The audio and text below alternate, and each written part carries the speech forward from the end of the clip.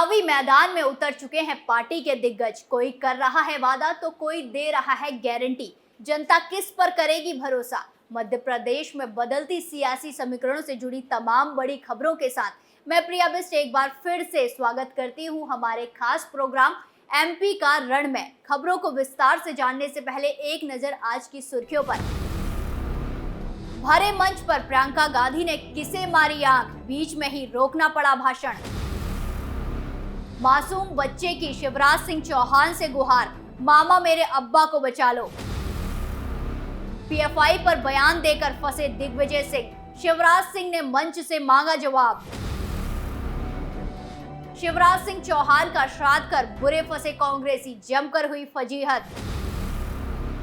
MP चुनाव में कांग्रेस का बड़ा वादा, सरकार बनने पर स्कूली बच्चों को हर महीने 1500 रुपए। पहली खबर में बात करेंगे कि आखिर भरे मंच से प्रियंका गांधी ने किसको आंख मारकर इशारा किया। दरअसल मध्य प्रदेश दौरे पर पहुंची कांग्रेस महासचिव प्रियंका गांधी वाड्रा ने आदिवासी बहुल्य मंडला में चुनावी सभा को संबोधित किया। मंडला में प्रियंका गांधी की इस रैली के अलग ही मायने निकाले जा रहे हैं, क्योंकि मंडला आदिवासी बहुल्य क्षेत्र है और कांग्रेस इन वोटों को अपनी झोली में डालना चाहती है। प्रियंका गांधी की इस सभा में उनके साथ कांग्रेस प्रदेश अध्यक्ष कमलनाथ भी मौजूद थे। कांग्रेस ने राज्य में अभी तक किसी भी उम्मीदवार के नाम की घोषणा नहीं की है। हालांकि पार्टी ने कमलनाथ को सीएम के चेहरे के रूप में जरूर रिप्रोजेक्ट किया है। प्रियंका गांधी अपने पूरे संबोधन में बीजेपी पर हमलावर रही। इस दौरान एक मजेदार वाकया देखने को मिला। संबोधन के दौरान प्रियंका गांधी ने कहा कि अगर सरकार आएगी तो तेंदुपत्ता के लिए 4000 रुपए आपको दिए जाएंगे। छत्तीसगढ़ की तरह यहाँ भी पैसा कानून लागू करेंगे। उन्होंने शिवराज सरकार का नाम लिए बिना कहा कि 225 महीनों की सरकार में 250 घोटाले हुए, 18 साल की सरकार में 22,000 घोषणाएं की गई। उन्होंने कहा कि मंडला जबलपुर रोड 10 साल से बन रही है। पहले 4 लेन की बन रही थी, अब 2 लेन की बन रही है, लेकिन बना नहीं पाए। प्रियंका आगे बोल ही रही थी कि एक लड़के ने चिल्लाया, वो भी ढंग से नहीं बनी। ये बात सुनकर प्रियंका मुस्कुराए बिना नहीं रह सकी और आंख मारते हुए बोली, आप आ जाइए ना मंच पे। इसके बाद सभा में काफी देर तक ठहाके लगे रहे। बाद में प्रियंका बोली, मुझे बताते रहिए। इस पूरे वाकया का वीडियो भी सोशल मीडिया पर तेजी के साथ वायरल हो रहा है। दूसरी खबर में बात करेंगे मासूम बच्चे की शिवराज सिंह चौहान से लगाई गई गुहार की। दरअसल मध्य प्रदेश के मुख्यमंत्री शिवराज सिंह चौहान एक बार फिर से अपनी दरियादिली की वजह से चर्चा में आ गए हैं और एक बार फिर से अपने एक भांजे का कष्ट दूर कर दिया है। दरअसल मुख्यमंत्री शिवराज सिंह भोपाल में एक रैली को संबोधित कर रहे थे। इसी दौरान हाथ में एक चिट्ठी पकड़े हुए बच्चा मंच की तरफ बढ़ रहा था। सुरक्षा कर्मी उसे रोकने लगे तो मामा ने बच्चे को मंच पर बुला लिया। मंच पर पहुंचे मासूम मिसबाह ने सबके सामने सीएम शिवराज के हाथ में एक चिट्ठी थमा दी। चिट्ठी देखकर मुख्यमंत्री ने उसकी तरफ देखा और पूछा, ये क्या है? फिर सीएम शिवराज ने मंच से ही चिट्ठी को पढ़ना शुरू कर दिया। सीएम शिवराज ने जैसे ही मंच से चिट्ठी पढ़ना शुरू किया, वो भावुक हो गए। उन्होंने बच्चे के सिर पर प्यार से हाथ फेराया और उसे मदद का भरोसा दिया। सीएम के लिए लिखी चिट्ठी में बच्चे ने लिखा, शिवराज मामा, निवेदन है कि मेरे अब्बा 4 महीने से बीमार हैं। वो चल नहीं पा रहे हैं, उनके पाँव काम नहीं कर रहे हैं। आप मेरे अब्बा का इलाज करवा दीजिए, आपकी अति कृपा होगी। आपका मिसबाह। चिट्ठी पढ़ने के बाद मुख्यमंत्री चौहान ने तत्कालीन ही मंच में ऐलान किया कि मैं तुम्हारे अब्बा से मिलूंगा और इलाज में भी मदद करूंगा। उन्हें कुछ देर में चिरायु अस्पताल में भर्ती भी कराया जाएगा। मंच से ही शिवराज सिंह चौहान ने कहा कि मिसबाह जैसे भांजों को ये मामा कभी निराश नहीं करेगा। उसके पापा जल्द ही ठीक होंगे। सीएम के ऐलान के तुरंत बाद बच्चे के पिता के इलाज की व्यवस्था सुनिश्चित की गई है। उन्हें कुछ देर में चिरायु अस्पताल में भर्ती कराया गया है। तीसरी खबर में बात करेंगे दिग्विजय सिंह के पीएफआई पर दिए गए बयान की, जिसकी वजह से वो मुसीबत में पड़ गए हैं। दरअसल भोपाल में एक जनसभा के दौरान मध्य प्रदेश के मुख्यमंत्री शिवराज सिंह चौहान ने दिग्विजय सिंह के बयान को लेकर कांग्रेस पार्टी पर हमला बोला है। शिवराज सिंह चौहान ने कहा कि प्रियंका गांधी इस सवाल का जवाब दे कि क्या वो दिग्विजय सिंह के बयान का समर्थन करती है। शिवराज ने कहा कि आपकी पार्टी के नेता और पूर्व मुख्यमंत्री दिग्विजय सिंह पीएफआई पर कार्रवाई का विरोध कर रहे हैं। हमारा सवाल है कि पीएफआई पर जब कार्रवाई होती है तो दिग्विजय सिंह उसका विरोध क्यों करते हैं। कांग्रेस महासचिव प्रियंका गांधी भी चुनावी रैली करने के लिए मध्य प्रदेश के मंडला पहुंची थी, लेकिन प्रियंका की रैली से पहले ही मुख्यमंत्री शिवराज ने उन पर सवालों की बौछार कर दी। उन्होंने कहा कि पीएफआई एक आतंकवादी संगठन है, उस पर एनआईए की कार्रवाई का कांग्रेस क्यों विरोध करती है। क्या कांग्रेस आतंकवादी संगठन का समर्थन करती है। सीएम शिवराज ने कहा कि पीएफआई टेरर फंडिंग करता है, वो संगठन आतंकवादी गतिविधियों में शामिल है, वो देश की सुरक्षा का दुश्मन है। ऐसे में संगठन का समर्थन आखिर क्या दिखाता है।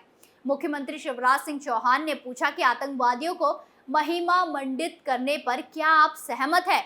मुख्यमंत्री ने कहा कि प्रियंका जी, आपको जवाब देना पड़ेगा, दिग्विजय सिंह के बयान से आप सहमत हैं या नहीं।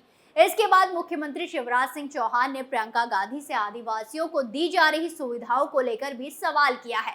उन्होंने कहा कि आप मंडला में हैं, ये आदिवासी जिला है, आप ये बताइए कि कमलनाथ की सरकार ने बेगा, भारिया, सहरिया जाति की पिछड़ी बहनों को 1000 रुपए देना क्यों बंद किया। आदिवासी बहनें इसका जवाब मांग रही हैं।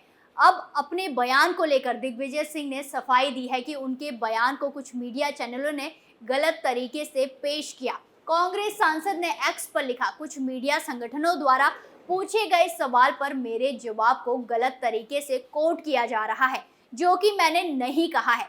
सांप्रदायिकता भड़काने वाले संगठन पीएफआई का मैंने कभी समर्थन नहीं किया है।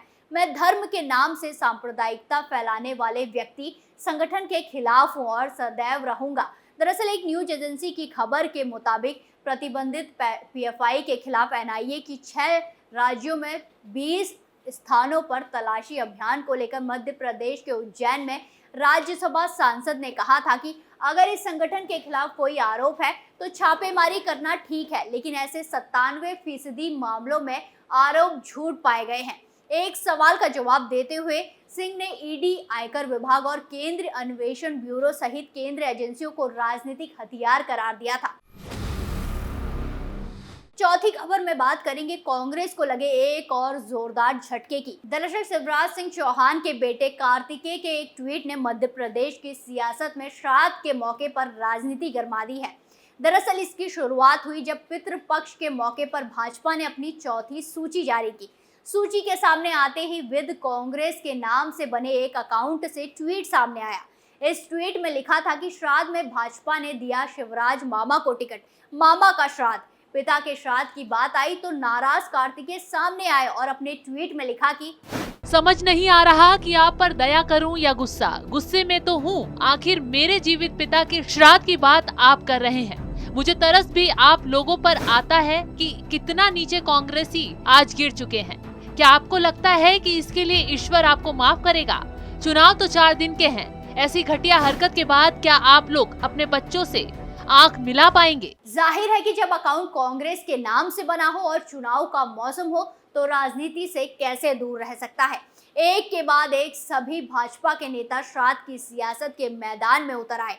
मोर्चा संभाला सरकार के गृह मंत्री नरोत्तम मिश्रा ने। उन्होंने कहा कि शिवराज सिंह चौहान 8 करोड़ लोगों के मन में बसते हैं, बहनों के भाई हैं, बेटियों के मामा हैं। वहीं कट्टरवादी भाजपा विधायक रामेश्वर शर्मा भी सामने आए और कहा कि कांग्रेस मानसिक रूप से दिवालिया हो गई है, पागलपन के दौर में गुजर रही है। जनता के साथ 15 महीने की कांग्रेस की सरकार ने विश्वासघात किया था।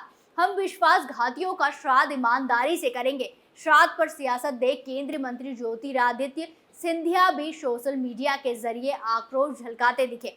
उन्होंने लिखा, राज्य चुनाव में अपनी आती हुई हार देखकर कांग्रेस पार्टी बौखलाने लगी है और राजनीति के भीतर सूचना, भाषा और सम्मान को भूल चुकी है। रोज एक नए निचले स्तर पर गिरती जा रही है। श्राद्ध मनाना है तो अपने सिद्धांतों का मनाइए। मुख्यमंत्री शिवराज सिंह चौहान के साथ करोड़ों माताओं और बहनों का आशीर्वाद है। जिस भ्रष्ट और अहंकारी राजनीति की राह कांग्रेस ने पकड़ी है, वही उसे उसके अस्तित्व के अंत तक ले जाएगी। मामले को गर्माता देख कांग्रेस के प्रदेश अध्यक्ष और पूर्व मुख्यमंत्री कमलनाथ भी सामने आए। उन्होंने अपने सोशल मीडिया पर लिखा कि कांग्रेस पार्टी ने वैसा कोई भी ट्वीट नहीं किया जैसा कि आप जिक्र कर रहे हैं। बिना किसी तथ्य के कांग्रेस पर आरोप लगाना राजनीति का निचला स्तर है। श्राद्ध पक्ष में आपको टिकट आपकी पार्टी ने दिया है। कांग्रेस पार्टी ने नहीं दिया। आप बखूबी जानते हैं कि आपके व्यक्तिगत दुश्मन आपकी पार्टी में बैठे हैं और आपका अहित करने में कोई कसर नहीं छोड़ रहे। ऐसे में श्राद्ध को लेकर चल रही सियासत के बीच उत्तराखंड की यात्रा कर रहे शिवराज सिंह चौहान ने भी मध्य प्रदेश आते ही कांग्रेस को अपने ही अंदाज में जवाब दिया। उन्होंने कहा कि कांग्रेस के लोगों को दिन रात लगता है कि शिवराज मामा तेरा सत्यानाश हो जाए। कहां से आ गया, लेकिन मैं शिवराज हूं, अपनी जनता का सेवक। अगर मर भी जाऊंगा तो राख के ढेर से फिनिक्स पक्षी की तरह फिर से पैदा हो जाऊंगा अपनी जनता की सेवा के लिए। पांचवी और आखिरी खबर में बात करेंगे कांग्रेस के नए सियासी दांव की।